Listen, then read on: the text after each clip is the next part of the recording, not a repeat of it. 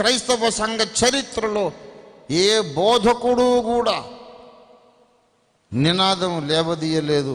ఒక కొత్త నినాదం రంజిత్ తోఫీర్ గారే లేవదీశాడు 2000 years సంఘ చరిత్రలో. అదేంటంటే, మీరెన్నాళ్ల వరకు రెండు తలంపుల మధ్య తడబడుచుందురు.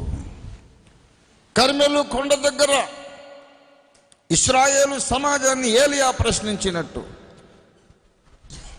ఈ అంచకాలపు నూతన నిబంధన ఇశ్రాయేలును రంజిత్ తోఫీర్ అనేవాడు ప్రశ్నించాడు. ఇన్ని సిద్ధాంతాల మధ్య ఎంతకాలం తడబడుచుందురు? ఏది సత్యమో నిగ్గు తెలుసుకుందాం. యూదా పత్రిక 3వ వచనం చెప్పినట్లు పరిశుద్ధులకు ఒకేసారి అప్పగించబడ్డ ఆ బోధలోనికి మనం వెళదాం రండి. ఈ 2-3 సిద్ధాంతాలన్నీ దేవుడు చెప్పేవి కాదు. ఏ పాయింట్ అయినా ఒకటి రైట్ అయితే మిగతావన్నీ రాంగ్ అయిపోతాయి. ఏది సత్యమో మనం లేఖనాన్ని మధించి పరిశోధించి ఇవాళ పౌలు బ్రతుకుంటే ఏ బోధ చేస్తాడో తేల్చుకుందాం రండి, నిరూపించుకుందాం రండి. పౌలన్న బ్రతుకు ఉంటే ఏ సిద్ధాంతం చెబుతాడో మనం అదే సిద్ధాంతం చెప్పాలి. పౌలన్న ఇవాళ బ్రతుకుంటే ఎలాంటి బాప్తిసం ఇస్తాడో అదే బాప్తిసం మనం ఇవ్వాలి. పౌలు ఇవాళ జీవించి ఉంటే ప్రభురాత్రి భోజనం ఎలా ఇస్తాడో మనం అలాగే ఇవ్వాలి. పౌలు ఇవాళ జీవించి ఉంటే పరిశుద్ధాత్మను గూర్చి ఏ బోధ చేస్తాడో మనం అదే బోధ చెయ్యాలి. పౌలు ఇవాళ జీవించి ఉంటే రెండవ రాకడ విషయంలో ఏం బోధ చేస్తాడో మనం అది చేయాలి. ఎన్నాళ్ల వరకు మీరు రెండు తలంపుల మధ్య తడబడుచుందురు? ఈ తడబాటు పోవాలి, సిద్ధాంత గందరగోళం పోవాలి, డాక్టరినల్ కన్ఫ్యూషన్ పోవాలి. అప్పటిదాకా యేసు రాడు ఎప్పటిదాకా. అపొస్తలుల కార్యాలు 3:21 ప్రకారం అన్నిటికీ కుదురుబాటు కాలాలు వచ్చును. ఆ కాలాలు వచ్చేదాకా యేసు పరలోకంలోనే ఉంటాడు, భూమి మీదకి రాడు.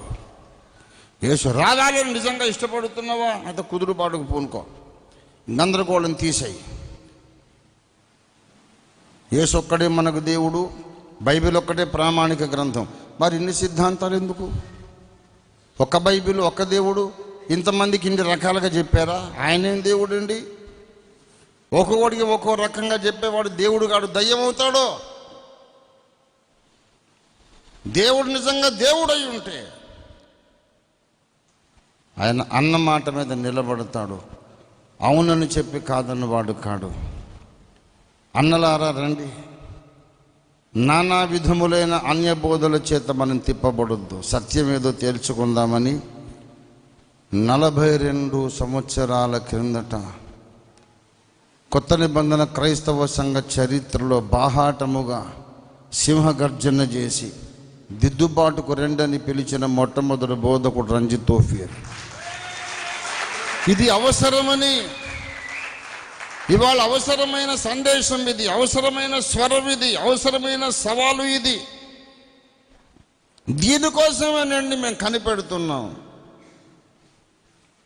లెక్కకు మించిన సంస్థలు పుట్టుకొచ్చినాయి, కోట్లు ఖర్చు పెట్టి గుడులు కడుతున్నారు, కానీ ఈ గందరగోళానికి సమాధానం లేదు. గుడులు కట్టేస్తున్నారు, ప్రశ్నకు సమాధానం లేదు. ఏమి నమ్ముతున్నాం, ఎందుకు నమ్ముతున్నాం తెలియదు. గజిబిజి గందరగోళంలో చచ్చిపోతున్నామండి. మాకు క్లారిటీ వచ్చింది సార్ మీరు వచ్చిన తర్వాతని. మా అక్కర తీరిందని సమాజంలో లక్షల మంది వచ్చారు గనక ఓఫీరు ప్రముఖుడయ్యాడు. ఇవాళ నీకు ఇష్టం ఉన్న ప్రముఖుడే, ఇష్టం లేకపోయినా ప్రముఖుడే. ఎవడో కాదంటే ప్రముఖుడు కాకపోతాడండి. నరేంద్ర మోడీ గారు సింహాసనం మీద ఉన్నాడు. ఇక్కడ మనం కూర్చొని తీర్మానం చేసి ఒకవేళ ఆయన ప్రైమ్ మినిస్టర్ కాదు అని తీర్మానం చేసామనుకోండి, దిగిపోతాడా? పిచ్చోళ్ళారా, నేను కాకపోవడం ఏంట్రా? మరి నేనే కదా, నేను కాకపోతే మీరా? నేనే కదా ప్రధానమంత్రిని. చట్ట ప్రకారం రాజ్యాంగబద్ధమైన ప్రక్రియలో ఎన్నికయ్యాను. నా టర్మ్ పూర్తయ్యేదాకా నేనే ప్రధానమంత్రిని. కాదంటే నవ్వుకుంటాడంతే, పట్టించుకోడు అసలు. ఒక ప్రధానమంత్రి మనం కాదంటే కాకుండా పోడు కదా. దేవుడు అభిషేకించి ప్రతిష్ఠించి పంపించిన ప్రవక్త నువ్వు కాదంటే కాకపోతాడా? ఎవడు కాదన్నా ఎవడవునన్నా అంత్యకాలములో క్రైస్తవ సంఘాన్ని రెండవ రాకడ కొరకు సిద్ధపరచడానికి, సిద్ధాంత ఐక్యత కొరకు ఎవరెవరు పోరాడుతున్నారో వాళ్ళందరూ ప్రముఖులుగా నిలబడి తీరుతారు. ఇక్కడ ప్రముఖులే, పరలోకంలో కూడా ప్రముఖులే. దేవునికి స్తోత్రం కలుగునుగా. ఒక వ్యక్తిలో ఏదో మహిమ ఉన్నదని కాదు, మనందరి స్వరం అతడు. మీరు అక్కడ కూర్చున్నారు, మీ గుండెల లోపల ఉన్నటువంటి ఆ వేలాది గొంతుకలు ఒక్కసారి మాట్లాడితే ధ్వనిస్తాయి, ప్రతిధ్వనిస్తాయి. సమాజం ఇలా ఉండకూడదు, సంఘం ఇలా ఉండకూడదు. అందరూ ఒకే బోధలో ఉండాలని లక్షల మంది, కోట్ల మంది బాధపడుతున్నారు. ఆ టాపిక్ నేను పైకెత్తి మాట్లాడుతుంటాను. నా మైండే మాట్లాడుతున్నాడండి, ఇదే బాధపడుతున్నాం, దీని కొరకు వేదన పడుతున్నామండి, ఏడుస్తున్నామండి, ఏ పాస్టరు ఈ టాపిక్ మాట్లాడడం లేదు అన్నా, నువ్వు మా వాయిస్ మాట్లాడుతున్నావు అని వస్తారు. అందుకు ప్రముఖుడు అవుతాడు ఎవడైనా. ఒకవేళ దావీదును ప్రముఖుణ్ణి చేయడానికి అమాషై వచ్చాడు, యోవాబు వచ్చాడు, చాలామంది వచ్చారు. వాళ్ళందరూ మళ్ళీ అడ్రస్ లేని వాళ్ళు అయిపోయారా? దావీదు రాజు అయితే వీళ్ళు సేనాధిపతులు. దేవునికి స్తోత్రం కలుగును గాక. యోనాతాను అందరూ లేకపోతే దావీదు ఎక్కడ ఉంటాడు? బర్నబా లేకపోతే పౌలు ఎక్కడ ఉంటాడు?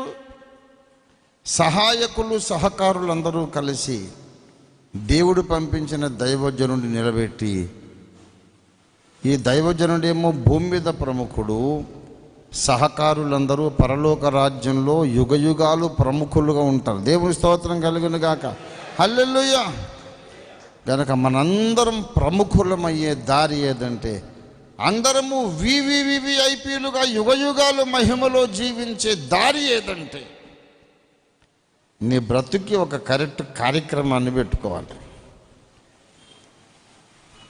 ఏదో నిద్ర వచ్చింది కనుక నిద్రపోయానండి రాత్రి, మెలకు వచ్చింది కనుక మేలుకొన్నాను, ఆకలి వేసింది కాబట్టి టిఫిన్ చేశాను, మళ్ళీ మెలకు వస్తే లేచాను.